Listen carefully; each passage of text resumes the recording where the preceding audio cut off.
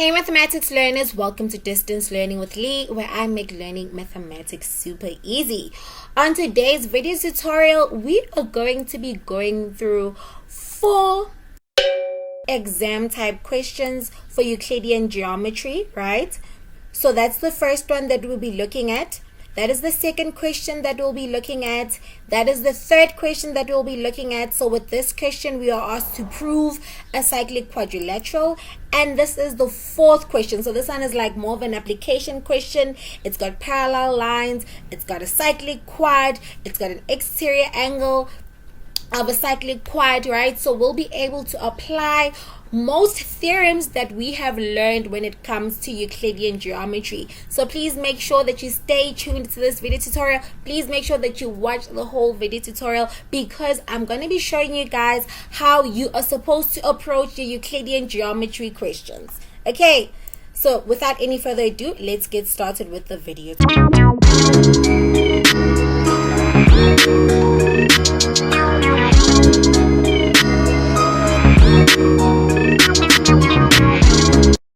So like I mentioned, guys, on today's video tutorial, we are going to be going through Euclidean geometry, and I'm going to be taking you guys through the kind of exam questions that they like asking you guys, right? So let's just have a look, right? So I decided to actually do a grade 11. This is a grade 11 past paper, right? That was, I think, written in 2018, but this is great practice even for when you are in grade 12. Why am I saying this is a great this video tutorial will be great practice for a person that is even in grade 12? I'm saying this because you'll be able to see where you are missing important concepts when you do this video tutorial, right? So by following this video tutorial, even though it's a grade 11 exam, right, if you're in grade 12 and you're struggling with Euclidean geometry, I would suggest that you watch this video and you do this past paper, because it'll help you see where you're lacking. It'll help you see where you need to build on your knowledge. Okay, guys, so let's get started, right? So guys, when you're working with Euclidean geometry, it is very, very important that you think of the acronym Dr. Cape Town. So from the video that I did for you guys where I went through Euclidean geometry, remember, I spoke about Dr. Cape Town, where you have to ask yourself, do you have a diameter? If you have a diameter, what is the theorem, right, that you can use that talks about diameter? If you've got a radius, what theorems can you use, right, that talk about radii or radius, right? If you have a cyclic quad, what theorems can you think of to help you solve the problem that talks about cyclic quadrilaterals? If you've got parallel lines, right, what do you know about parallel lines? And if you've got tangents, what theorems can you use that involve tangents?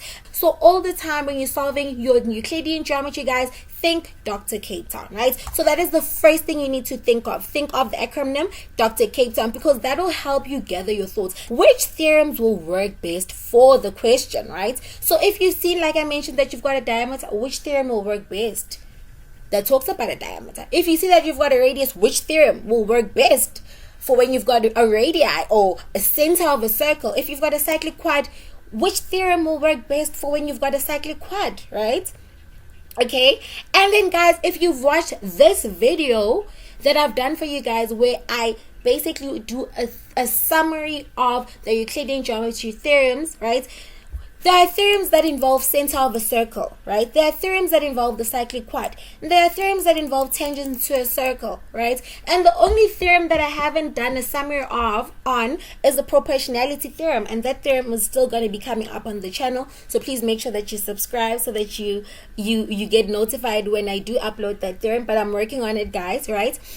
So those are the theorems that you need to be aware of. And guys, you need to know these theorems off by heart, because if you don't know them off by heart, when you get a question, you are going to be confused, right? And then from there, guys, the last thing that you need to be able to do is, what are we given and how can we use it to find what we want, right? So this is basically the approach to Euclidean geometry. Think of the acronym Dr. Cape Town. Which theorems will work best for the question, right? You think of Am I dealing with center of the circle theorems? Am I dealing with cyclic quadrilateral theorems? Am I dealing with tangents to a circle theorems, right? And then also look at what you are given and how can we use it to find what we want. Guys, this is the approach for Euclidean geometry. If you use this approach and then if you know your work, you will not go wrong. Okay, so let's get started. Question 1 or example 1. Let's read through the example. Oh, and before we get started, guys, please pause the video, copy this question down, right? Copy it down, attempt it on your own, okay? Attempt it on your own, and then you play the video to check what I did. That is the most effective way that you're gonna learn, because if you're just gonna listen to what I'm saying and you're just gonna watch what I'm doing on the screen and you're not really working, this video is not gonna help you. But if you sit down, you draw this circle, right? You try and attempt it on your own, then you watch the video. That is how you're gonna learn, because that's how you'll see that, oh, this is the mistake that I'm making. Oh, okay, I'm not approaching the question in this way, so I need to approach it in that way. Okay, so please make sure you copy it down, try it on your own, watch the video after you've tried it. That's how we learn. Okay, so I'm like your own personal tutor at home. Do it like that and you will do well. Okay, so let's get started. In the figure, O is the center of the circle. A, B, C, D, and E lie on the circle such that chord AB and chord CD are equal in length and angle AEB is equal to 39.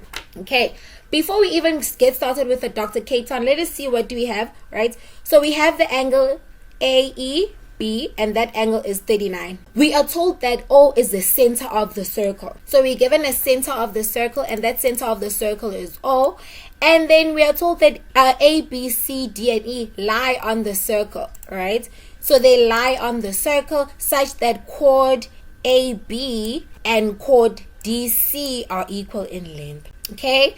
And AEB is equal. So we've seen basically all that we are told here, right? Now, let us get started with the whole Dr. Cape Town, okay? So, the first thing that I told you guys that you need to do when you're approaching your Euclidean geometry questions is you need to think of Dr. Cape Town, right? So, you need to think of Dr. Cape Town, right? So, with Dr. Cape Town, guys, what do we see here? Do we have a diameter? Are we told anything about a diameter? No. Do we have a radius? Okay, so now let's check. What is a radius? A radius is the distance from the center to the circumference, right? So let's check if we've got a radius in this question, right? So there, from O to A, that is your radius, right? From O to B, that is your radius. From O to D, that is your radius. From O to C, that is your radius, right? So we definitely do have a radius, right? Or radii in this question, right? Do I have a cyclic quad? No, we don't have a cyclic quad, right? And do we have parallel lines? No, we don't have a parallel line, okay? And do we have a tangent? No, we do not have any tangents, right? So now we see that we've got radii in this question, right? So how is this going to help us with our approach? Now we need to think of theorems that involve either a radii, or we need to think of theorems that talk about center of a circle, okay? Because we even told here, right? We even told that O is the center of a circle. So we need to think of the theorems that involve a center of a circle. And there's 3 theorems that you need to know, guys, that involve a center of a circle, right? The first one is the midpoint chord theorem, right? The second one is the angle at the center is equal to 2 times the angle at the circumference, right? And then what is the last one? The last one is the one that involves a diameter, but we don't have to worry about that one because we don't have a diameter. So we just need to either focus on the midpoint chord theorem or the theorem that involves what? The angle at the center is equal to 2 times the angle at the circumference. So now let us see, okay? Let us actually now start solving this question, right? Question 1.1 asks us to determine the size of O1, okay? So this is, I'm going to highlight that with green. So we want to determine that angle there, right? And guys, can you see that O1 is an angle at the center, right? Okay, so another clue that we are given in this question, we are told that angle A, angle B, angle C, and angle E lie on the circle. Guys, if they tell you that A, B, and C, or certain points lie on the circle, that needs to shout out something to you. It needs to shout out the theorem. It needs to shout out the theorem that an angle at the center is equal to 2 times the angle at the circumference, because they tell you that this point A is on the circumference, right? They're telling you it lies on the circle, right? So you know that A is on the circumference, B is on the circumference, C is on the circumference, D is on the circumference, E is on the circumference, because we are told that they lie on the circle. Already that is also shouting out that second theorem, right, that I spoke about in my Euclidean geometry summary video, right? That talks about the angle at the center is equal to 2 times the angle at the circumference, right? So from here, guys, this is so easy. We already know that to get my angle 1, the angle at the center, right, is equal to 2 times the angle at the circumference. Do we have any angle that is on the circumference? Yes, we do. And that angle that is on the circumference is angle E, right? So it's 2 times angle E, right? So what is the reason we're going to give for this? Okay, so this is the reason: angle at center is equal to 2 times angle at circ. Okay, 2 times the angle at the circumference, or 2 times the angle on the circle, right? So let's see, O1, angle O1 will therefore be 2 times 39 degrees. Therefore, it's going to be equal to 2 times 39 is equal to 78 degrees, right? So your angle O1 is going to be equal to 78 degrees. And then this is another tip that I can give to you guys. Once you've already calculated the angle, right, you need to go to your diagram and you put that angle down, right? So we found that O1 is equal to 78 degrees. So you're going to put that there, right? That O1 is equal to 78 degrees. Okay, guys, so let us go to question 1.2. Determine the size of O2. Yo, I know someone out there is already thinking vertically opposite angles. Someone is already thinking, because I already have my O1 here, that means that my O2 is equal to 78. Guys, it's not.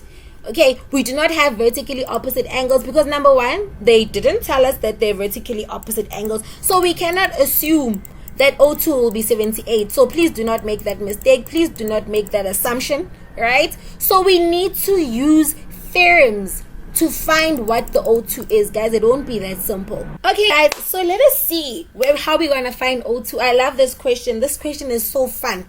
Okay, so determine the size of O2, guys. So how do you think we're going to find O2? For us to be able to find O2, then you need to think, to find O2, you either need to have the angle C or the angle D, right? Okay, and then you'll be able to find O2, all right? But why am I saying that if you have angle D and angle C, you'll be able to find O2? Because we can just do sum of the angles in a triangle.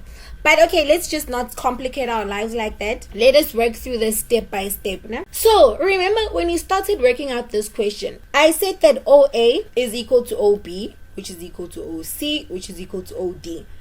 Why am I saying all of those lines are equal? Okay, so I said line OA is equal to line OB, which is equal to line OD, which is equal to line OC.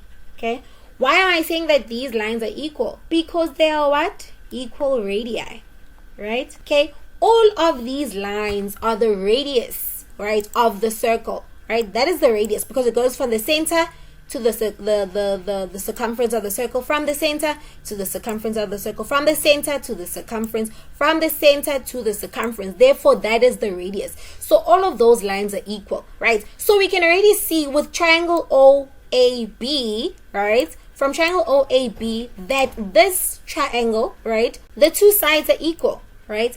And if we know the two sides of a triangle are equal, we already know that that is an isosceles triangle. So triangle OAB is an isosceles triangle. Triangle OCD is an isosceles triangle, right? So we know that if you've got an isosceles triangle, right, two sides are equal. And if two sides are equal, that means that the opposite angles are also equal. So angle A and angle B will be equal, right?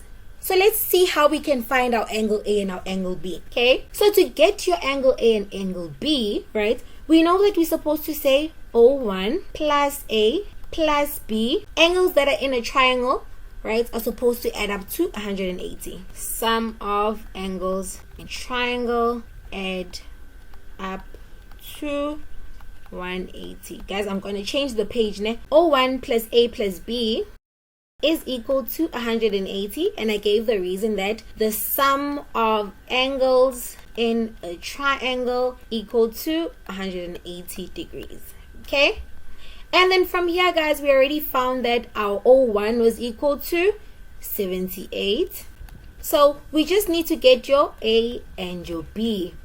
Okay, and then what did I say, guys? I said that your A and your B will be the same because they are opposite angles of an isosceles triangle, right? So they'll be equal.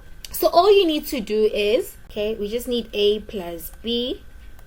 Okay, you're going to solve this equation. So it's going to be 180 minus 78 degrees, right? So 180 minus 78 is equal to 102. Okay, and then all we need to do to get your angle A and your angle B, right, we can just divide this by 2, which is going to be 51, to get that your angle A is equal to 51 degrees and your angle B is also equal to 51 degrees, because these angles are supposed to be the same. Okay, and then you can just double check that if you take here, if you go back to this equation, you take your 78 plus 51 plus 51, it'll take you back to 180, right? So we found that our angle A is equal to 51 degrees, and you found that your angle B is also equal to 51 degrees. And like I said, guys, once you've found your angles, put them on the diagram to see what you have. All right, okay, so I've put them on the diagram, and then from here, guys, we are not done. We still need to get our angle O2. From here, now that we see that we've got angle A, we've got angle B, we've got angle O1, yeah, we are winning, nah?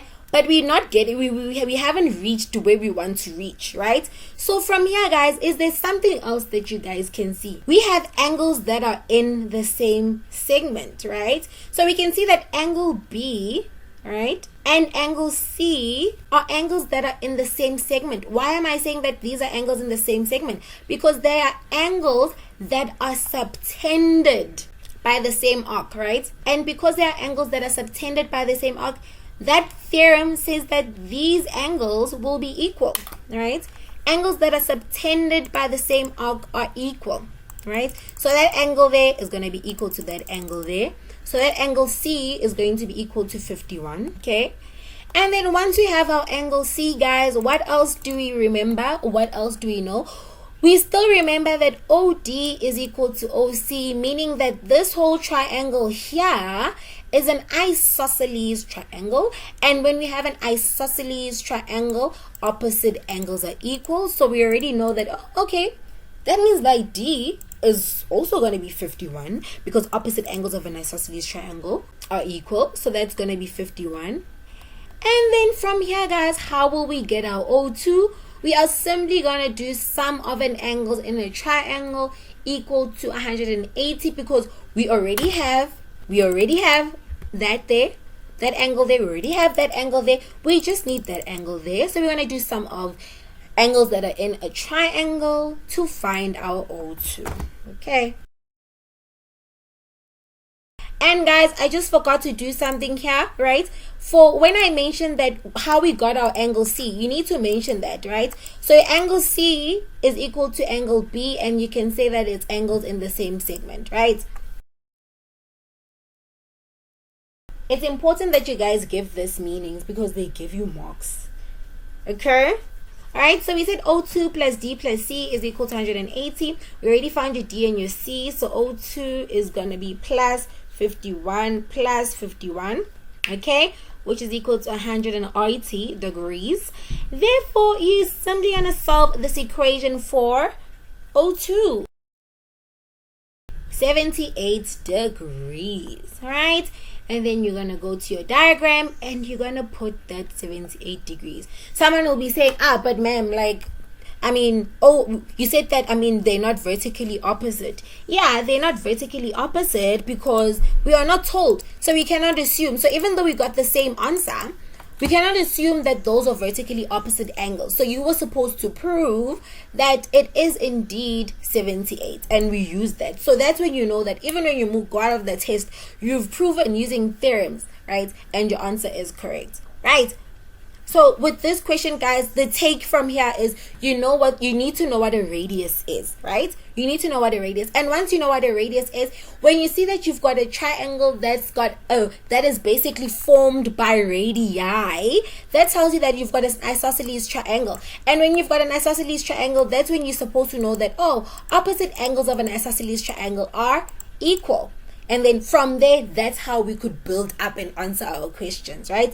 Another take from this question is from the Dr. Cape Town. We saw that, okay, what we have is radii, and we needed to think of theorems, okay, that basically deal with radii, or theorems that deal with the center of a circle, because you have a radius when you've got a center of a circle. And the theorem that we could apply for this question is the theorem that spoke about an angle at the center of a circle is equal to 2 times an angle on the circle, right?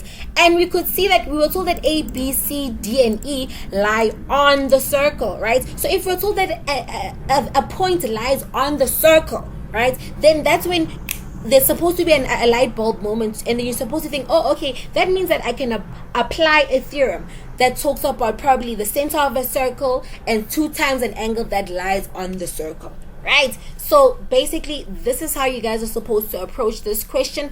I hope I made it straightforward and easy for you to do, right? Let us go on to the next question. Okay, I love this example, guys. I really love it so much because it tests whether you know how to apply the Pythagoras theorem.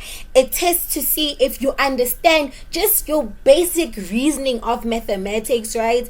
I love this question, and you'll see why I love this question, right? Let's do it, guys. I think for this video, I'm going to end at example 2 because I don't want to make the video too long. I want you guys to be able to watch it deeply with understanding, right? I'm going to stop at example 2. Please make sure that you subscribe because I'll upload the next example shortly. So example 3 and example 4 as well to help you prepare, all right? So please make sure that you are subscribed, and don't forget to give this video a huge thumbs up, right, so that we help the channel grow. Okay, guys, I'm going to give you guys 2 minutes to copy down this question. Like I said, guys, you have to work. You have to have a piece of paper or exam pad. You have to work. You have to draw. You have to practice. Mathematics is about practicing.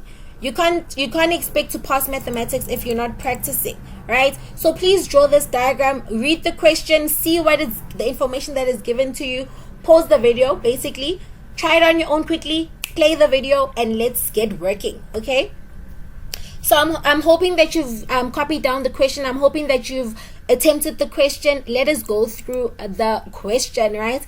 In the example, O is the center of a circle, right? So that is supposed to also be a light bulb moment. We've got a center of a circle, right? And we've got chord AC. Chord AC is perpendicular to a radius OD.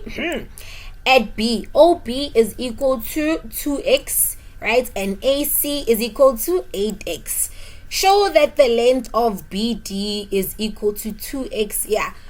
So this is the type of question that some students, they panic. They're like, I have to prove that BD is equal to that. How do you even start? Yeah. So basically, guys, maths is about taking a step-by-step approach, né? Like I said, guys, first thing you need to do, think Dr. Cape Town, right? Number 1, Dr. Cape Town. Do not even doubt that, né?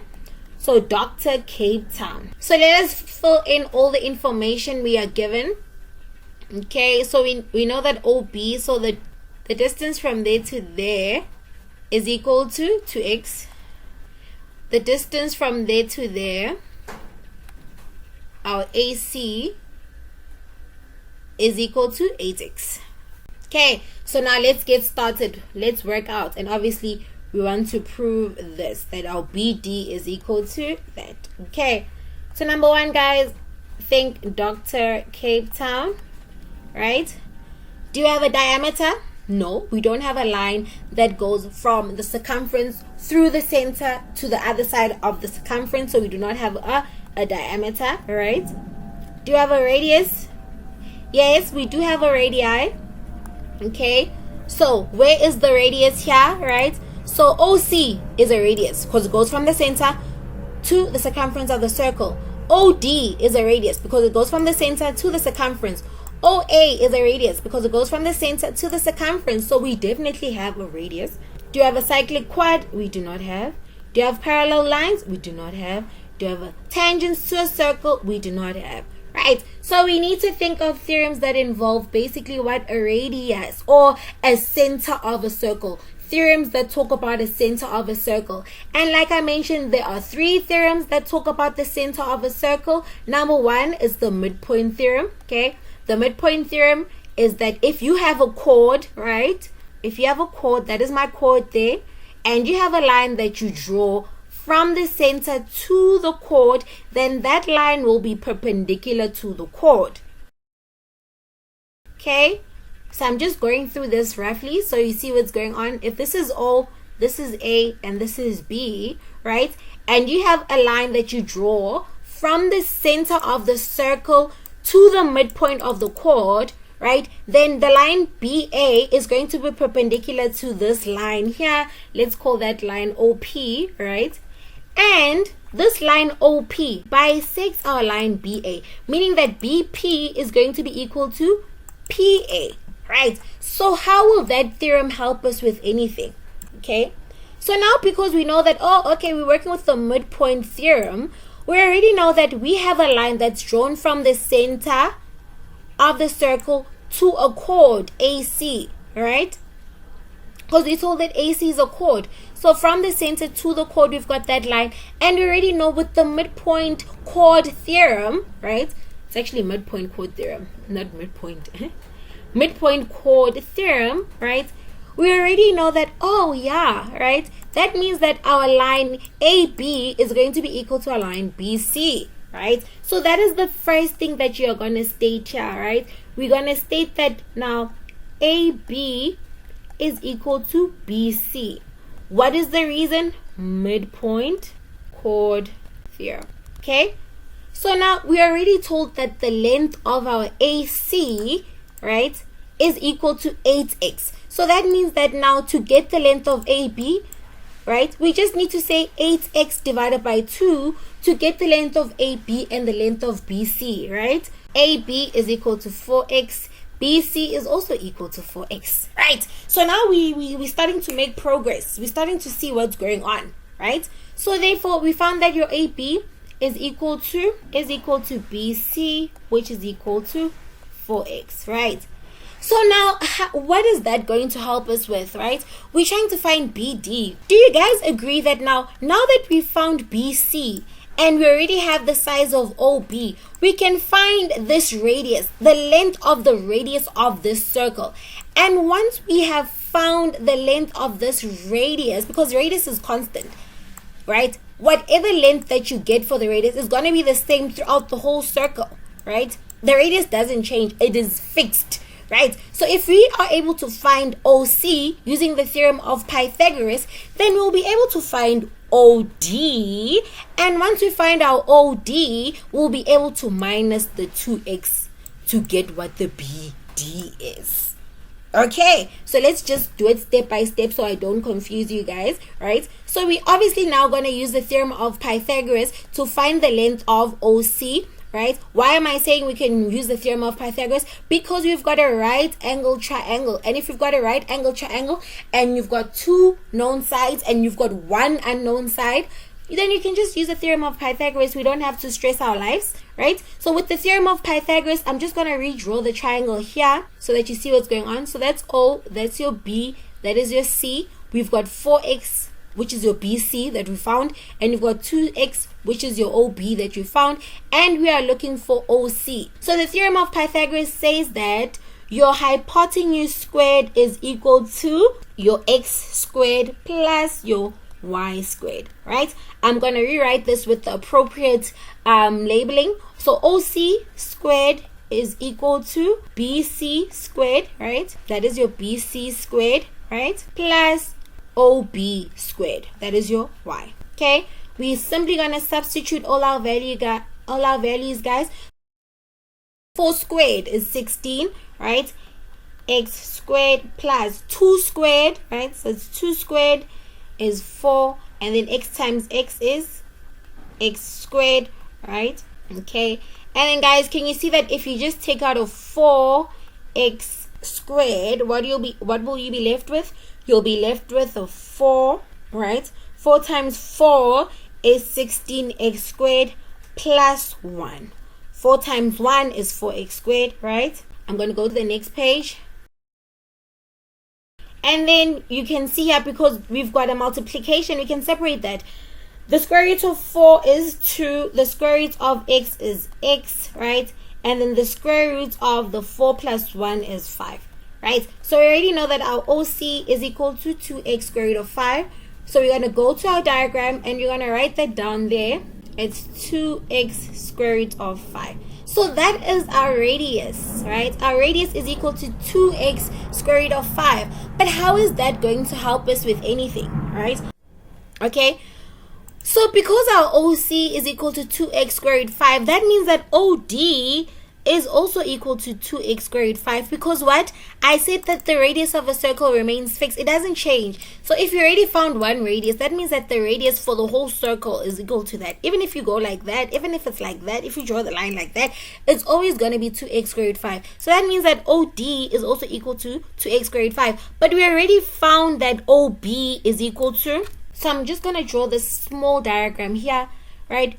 We already know that this whole distance here is equal to 2x square root 5.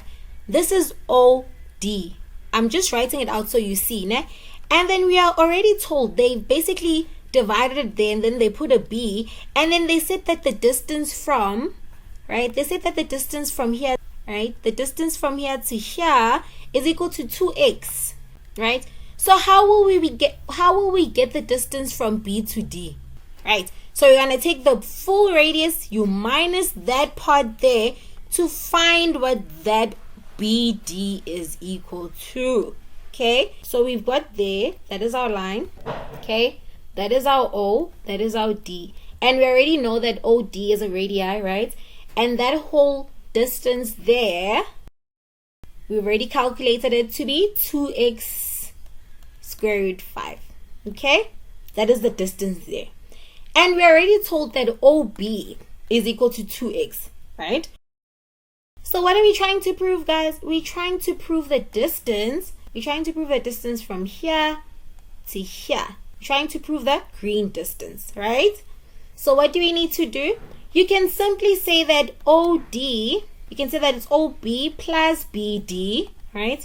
So it's OB plus BD, right? And then we found that your OD is 2x square root 5, right?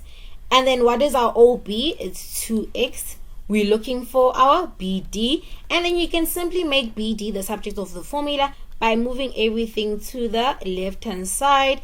Minus 2x, it moves to the left-hand side, which is equal to BD, right? And then from here, guys, I think you can already see that we're starting to make progress. If you simply take out the 2x, because you've got 2x and a 2x here. If you take out the 2x, you'll be left with square root of 5 minus 1 is equal to your BD. Okay, and I'm sure you can see we have basically proven that your BD is equal to 2x square root of 5 minus 1.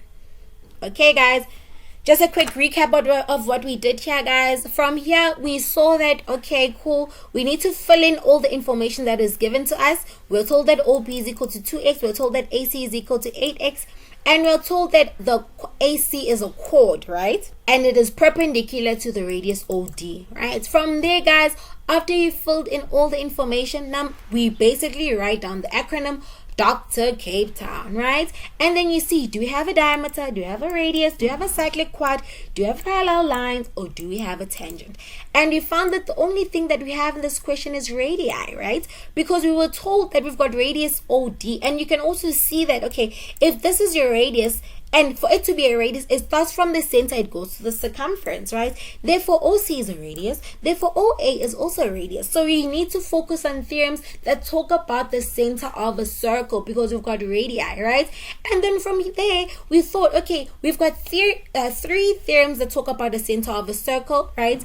It is definitely not the one where angle at the center is equal to 2 times the angle at the circumference, because we're not trying to prove that. It is definitely not the theorem about the diameter, because we are not told about any diameter. So it is most definitely the theorem, the midpoint chord theorem, right?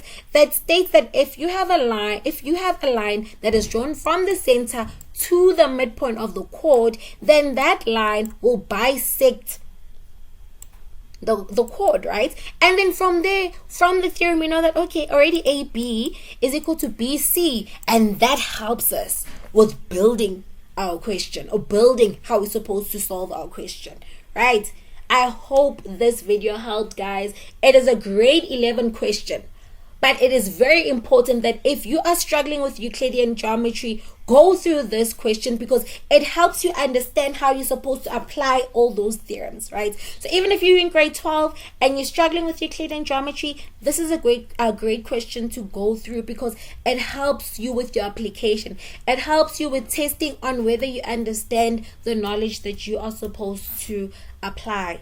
Okay, guys, like I said, I'm gonna just do 2 examples because I don't want to make this video too long, okay, because I feel like that won't be practical.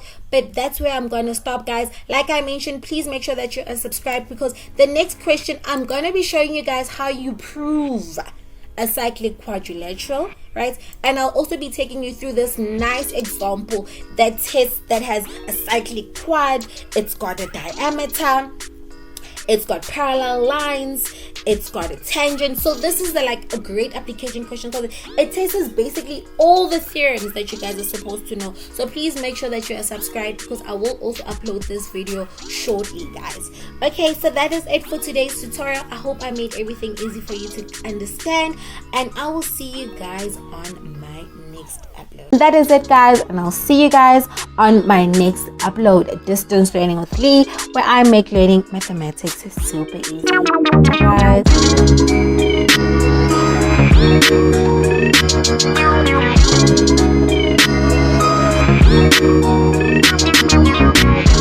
guys.